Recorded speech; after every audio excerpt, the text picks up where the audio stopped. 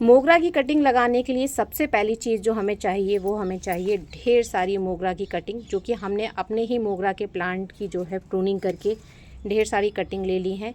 और इन कटिंग्स को लगाने का एक इतना ज़बरदस्त तरीका मैं आपको दिखा रही हूँ, जिससे कि आपकी सारी कटिंग लगेगी।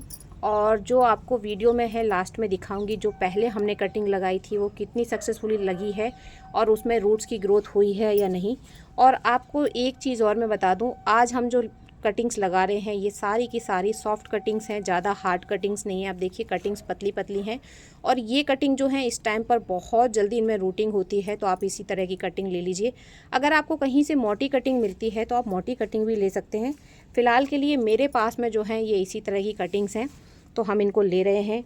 और आपको मैं बता दूं कि आज जो है हम मोगरा के ढेर सारे प्लांट्स एक साथ तैयार करने वाले हैं।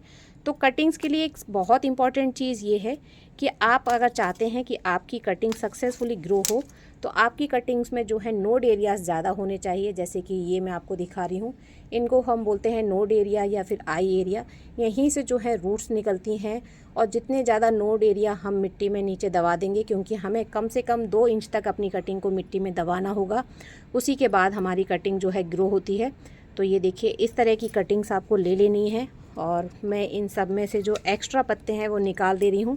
ये पत्ते इसलिए भी निकालना ज़रूरी है क्योंकि ये प्लांट की एक्स्ट्रा एनर्जी लेंगे, और ये ग्रो तो होने वाले हैं नहीं, कुछ टाइम के बाद में सूख कर गिरी जाएंगे।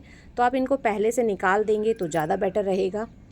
अच्छा, एक चीज़ मैं आप लोगों के साथ में शेयर करना भूल गई कि जब आप इन कटिंग्स को इस तरीके से निकाल के रखेंगे, जैसे कि मैं रख रही हूँ, इसीलिए मुझे जस्ट अभी याद आया, तो कटिंग्स को ध्यान से रखिएगा, क्योंकि अगर आपने कटिंग को उल्टा लगा दिया तो आपकी कटिंग बिल्कुल डेफिनेटली लगने वाली नहीं है। तो आपको याद रखना है, कटिंग को आपको सीधा ही नीचे ज़मीन में गाड़ना है अगर आपने इस तरीके से उल्टा इसको दबा दिया, क्योंकि अब इस टाइम पर हमें बिल्कुल पता नहीं चल रहा है कि कहाँ से कटिंग सीधी है कहाँ से उल्टी है। तो आप इसको संभाल कर रखिएगा, जिससे आपको पता चल सके कि कटिंग सीधी कहाँ से है, उल्टी कहाँ से, क्योंकि उल्टी कटिंग में कभी रूटिंग नहीं होती है और कभी आपकी कटिंग लगेगी भी नहीं। अब आपने ये जितनी भी कटिंग्स ली हैं, आपको इनमें एक काम और करना है ज़रूरी से, वो ये है कि आपको इसमें जो है 45 का ये जो एंगल होता है, इस तरीके से आपको इसको कट कर देना है। ये देखिए, इसका आपको ये 45 का एंगल बना लेना है। और अगर आपकी कटिंग थोड़ी बहुत भी हार्ड है, जैसे कि ये वाली कटिंग हमें दिख रही है, तो हल्का हल्का सा जो है इसके ऊपर का ये जो ब्राउन लेयर होता है ये हमें निकाल देना है। इससे रूट्स को निकलने के लिए ज़्यादा स्पेस मिल जाता है। ये काम हम इसीलिए करते हैं। अब जो मीडियम है जिसमें कि हमें लगाना है वो है मेरा ये गार्डन सॉइल। मैं इस गार्डन सॉइल के अंदर आपको आज इसको लगा के दिखा रही हूँ कि किस तरीके से लगाना है।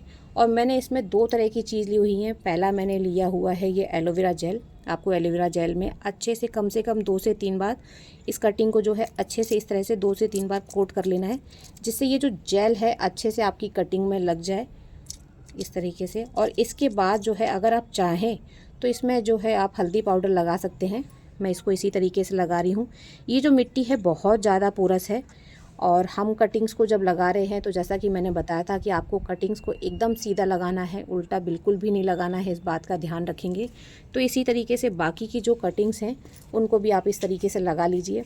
अगर आपके पास में एलोवेरा नहीं है तो आप हल्दी पाउडर का यूज़ कर सकते हैं, आप दालचीनी का यूज़ कर सकते हैं, या फिर इस तरीके से मार्केट में जो है रूटिंग हार्मोन का पाउडर मिलता है, उसमें आपको अपनी कटिंग को इस तरह से डिप करना है और फिर आप इसको लगा दीजिए। 1.5 से 2 इंच की गहराई पे हमें इन कटिंग्स को लगाना है। और ध्यान इस बात का रखना है कि एक बार कटिंग लगा दी तो कटिंग बिल्कुल भी हिलनी नहीं चाहिए। या फिर आप चाहें तो पहले आप एलोवेरा जेल में इसको डिप कर लीजिए, और उसके बाद में जो रूटिंग हार्मोन है उसमें आप इस कटिंग को डिप कीजिए, और उसके बाद में आप इसको इस तरीके से मिट्टी में अच्छे से लगा दीजिए। आप मिट्टी में, कोकोपीट में, रेत में, तीनों ही मीडियम में बहुत आसानी से कटिंग लगा सकते हैं। इससे पहले भी वीडियोज़ में मैंने आपको दिखाया है कि ये तीनों ही मीडियम जो हैं इनमें आप कटिंग को लगा देते हैं और कटिंग बहुत अच्छे से चलती है। केवल एक ही बात का ध्यान रखना होता है कि ओवर वाटरिंग नहीं करना है, मिट्टी को मॉइस्ट करके रखना है, और आपकी कटिंग जो है बहुत आसानी से जो है लग जाएगी। इसी बात का आपको ध्यान रखना होता है। तो ये हमारी आखिरी कटिंग है। तो आपको मैंने ये जितनी भी कटिंग दिखाई है ये करीब 6 कटिंग्स हैं जो कि हमने लगाई हैं, और आगे के वीडियोस में मैं आपको दिखाऊंगी कि ये 6 की 6 कटिंग जो हैं बहुत आसानी से लग जाएगी। अब इसमें टाइम है पानी डालने का, तो एक लिक्विड फर्टिलाइज़र बना लेते हैं फटाफट से, जो कि हम इसमें डालने वाले हैं। तो ये है ह्यूमिक एसिड। तो 1 से 1.5 पिंच के करीब हमने लिया है ह्यूमिक एसिड, और इसको 1 लीटर पानी में हम मिक्स कर देंगे। ह्यूमिक एसिड बहुत जल्दी पानी में घुल जाता है और इसको डालने का फ़ायदा ये रहेगा कि जो रूट्स हैं वो बहुत जल्दी डेवलप होंगी। इसलिए रूटिंग हार्मोन के बाद में अगर आपके रूटिंग हार्मोन नहीं भी यूज़ कर रहे हैं तो आप ह्यूमिक एसिड का ज़रूर से यूज़ कीजिए और मिट्टी को अच्छे से गीली हो जाए, पानी नीचे से निकल जाए, इतना आपको जो है पानी इसमें फ़र्स्ट टाइम में डाल देना है।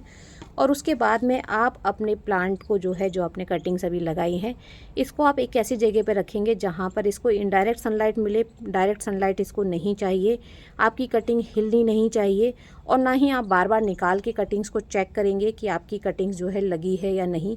कम से कम 1 महीने तक आपको इस तरीके से कटिंग लगी रहनी देनी चाहिए। अगर आप चेक करना चाहते हैं तो ढेर सारी कटिंग्स हैं, तो एक कटिंग अगर निकाल के देखेंगे तो कम से कम 12 दिन के बाद में आप देखिएगा।